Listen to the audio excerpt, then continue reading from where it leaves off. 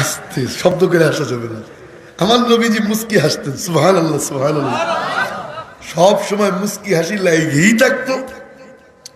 আম্মা জানেরা বলেন, আমার নবীজির চাইতে মুচকি হাসনেওয়ালা দ্বিতীয় কোন ব্যক্তি দুনিয়ার জমিনে কেউ ছিল না। নবীজি যখন হাসতেন তাবাসসুম, এই খেয়াল করেন, তাবাসসুম মুচকি হাসি দিতেন।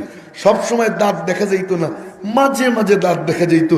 যখন নবীজি সরওয়ারে কায়নাত দো জাহানের বাদশা নবীজির দাঁত দেখা যাইতো, দুই ঠোঁট ফাঁক হইতো, আসমানের বিদ্যুৎ যেমন ঝলমল করতে থাকে। আল বিদায়া ওয়ান নিহায়ার মধ্যে, শামাইলে তিরমিজির মধ্যে, খাসায়েসে কুবরার মধ্যে বর্ণিত হয়, আমার নবীজি যখন হাসি দিতেন, নবীজির দাঁত যখন সামান্য বের হইতো, দেখা যাইতো আসমানের বিদ্যুৎ যেমন ঝলমল করতে থাকে, আলোকিত করতে থাকে। আবার নবীজির নূরানি দাঁত দিয়ে ওই নূরের ছটা, আল্লাহ পাকের নূরের নূরানি ছটা চতুর্দিকে ঝলমল করতে থাকতো।